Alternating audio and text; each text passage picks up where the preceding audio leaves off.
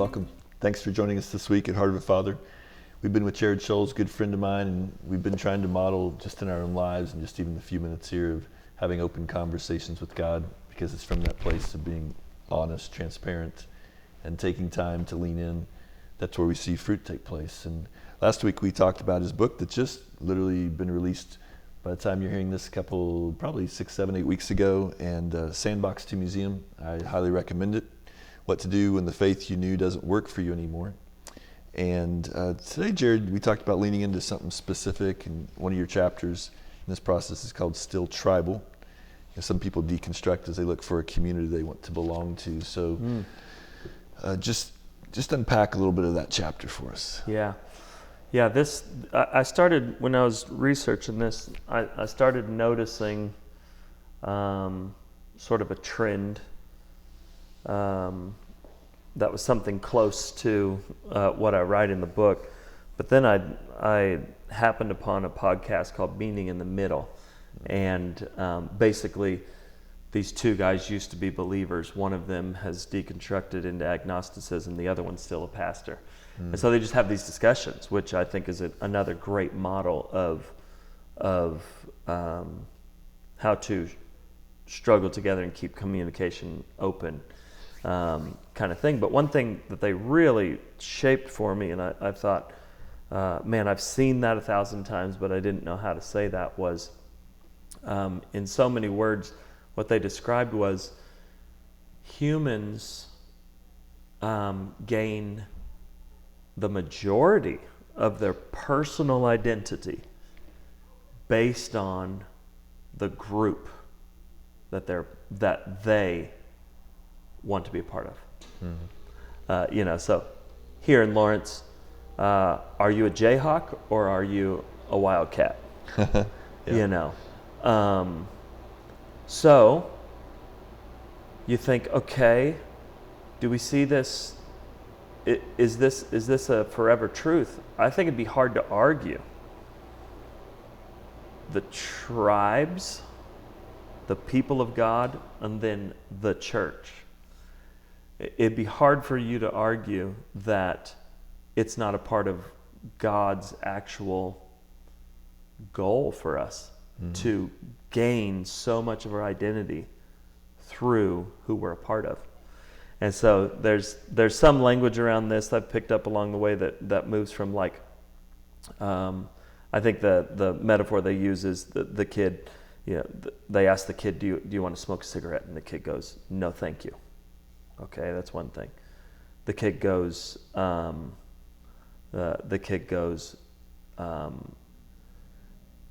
no, I don't smoke. Okay, that's a little better. It's not, I was on the fence, but I'm choosing not to. It's I don't do that. The third layer is, that's not something we do. So those three things sound very different. Yeah. And we've got a friend in Clint, who over time I heard him say numerous times, like, that's not the Sprague way. Yeah. His last name's Sprague. He's like, that's not the Sprague way.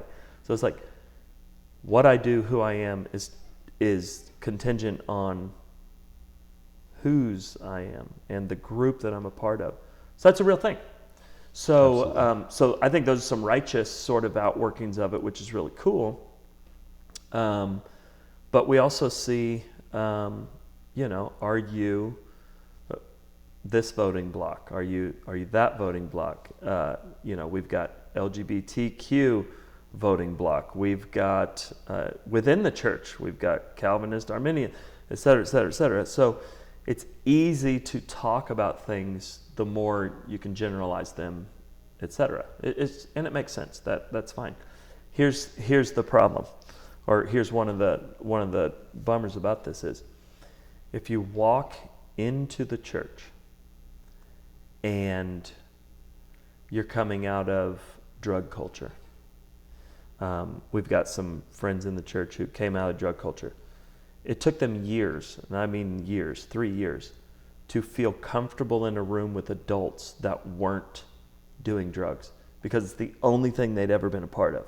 The only reason we ever got into a house with other people is to do drugs. And now he wants to come over for a party and there's no drugs? They were learning how to be a part of a new group. So imagine you walk through the doors, and whether it's true or not, you see yourself as an outsider. Oh, these people have different politics than me. Oh, these people have more money than me, or less money than me. These people, they don't have the same struggles I have. They don't have these sorts of friends. They don't blah, blah, blah, blah, blah, blah. Now there seems to be hey, let's go with 80% just for fun. 80% of my identity is based on who the group I identify with, and they feel like outsiders in church. So that's a major hurdle to feel a part of the faith. So if there's not a whole bunch of language in the church of we're all in, if you're in Jesus, then you're really, really in. But if you're breathing, you're in. If there's not that sort of intentionality, if there's not people going after them, noticing they feel a little awkward, they're hugging the walls, etc. Guess who is waiting for them? The deconstruction community is waiting for them. And so out of a deep God-given desire to belong to a people, some people deconstruct because they go, did you ever feel awkward during worship? Yeah, I felt awkward. Oh, okay. Did you ever feel like everyone else had it together and you didn't? Yeah, I definitely did. Now all of a sudden we're leaving church and leaving the faith, not necessarily because we're leaving the faith, but because we never could get comfortable in the family of God. And there was something more comfortable, and so one thing that they hit on too is oftentimes the entry into that tribe is, hey, we all have the same experience, right? And you'll find a lot of dishonesty. Hey, we all felt that way about this person, right? Oh, we all don't like that, right? And so what's interesting is they leave one group because of its dogmatism and its celebrity leaders, only to go to a different group that has dogma and celebrity leaders. Because it's human nature. Yeah. It's human nature. It's not church-specific nature. It's human nature.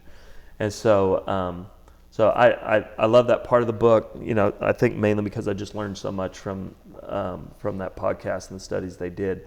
But I want to see a wave of, hey guys, in order to combat people leaving the faith, we have to make it much more known that we love you, we're here for you, we're in this with you together. You are as part as you ever want to be. You can belong here before you believe here. That sort of language, so that we cut off the enemy's whisper of, you don't fit in there, but you will fit in here. Especially when they're leaving a strong social connection. Mm-hmm. We want them to connect quickly within church and the family of faith. So I think that's a big one. I think a lot of people have taken that road, unfortunately. And so if you had to give us some encouragement, I realize it looks different for each of us, but at the end of the day, it's being willing to step outside our comfort zone. Anything practical or anything you can offer that helps us to embrace people and help them feel that they belong, even when we might be struggling with our own emotions of how do I love well? How do we wrestle through that? Yeah, I think you already gave a good example when you talked about questions. Hey, questions are legal here because a lot of people, I imagine there's quite a bit of us who go, I don't belong here because I don't believe like them. And it seems like they're all solid on this stuff and I'm not. And so modeling questioning, celebrating questioning, would cut off someone going, I don't belong here because I question and no one else questions. So I think that would be a huge one. And then I think too, there's I guess the way that we say it around here is we talk about the teachings of the church instead of the beliefs of the church. And for some, they're like, you're just being soft and PC. We're really not. How we would frame it is, hey, here's the teachings of this church. Here are the only things we're going to teach about the Christ's divinity, about the resurrection, about, sexual ethic, the work of the Holy Spirit, whatever that thing is. That's the only thing we're going to teach, because that's stuff we believe. But we're not going to say that every person who walks through these doors believes that, because they don't. I got views on hell that not everyone has. And I tell our church all the time, you're totally free to believe what you want and be wrong around here. Or you can agree with me. It's kind of a joke. So absolute certainty about every single thing can be framed in a way where someone goes, until they can believe that, until they work through that, they don't belong to the crew.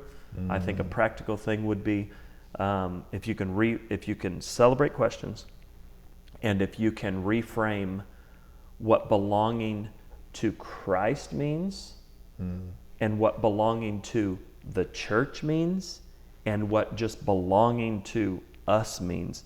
I think those are three different things.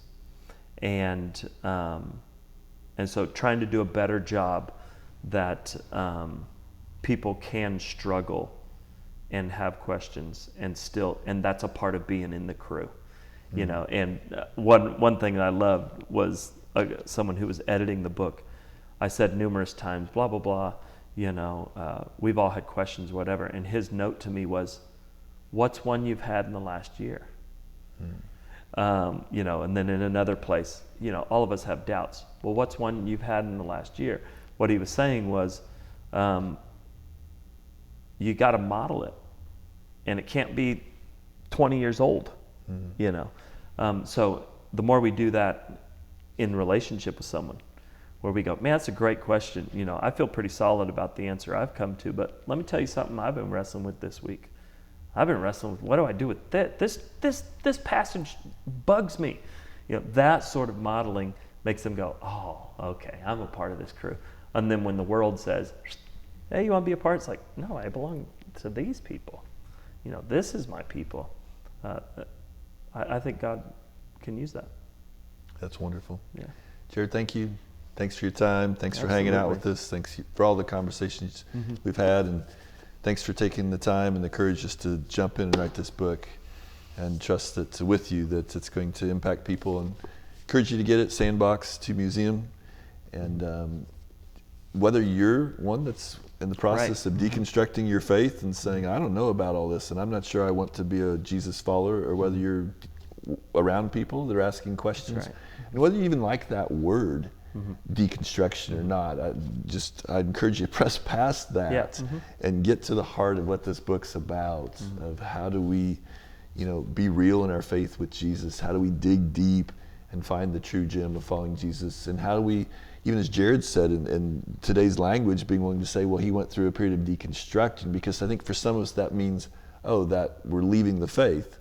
No, I think what it means is, are there things in my belief system that aren't true, or aren't necessary, or getting in the way of others, or how am I dealing with my hurts? There's so many things. I just really encourage you to get the book, because I've already found in the parts I read, and I've jumped to some of the different sections he mentioned and read different parts of it. I've found it rich, and I've found in an invitation to do what we just talked about, to ask questions so that my faith can go that much deeper in Jesus. So encouraging that, and God bless you. Have a great week. We'll see you soon.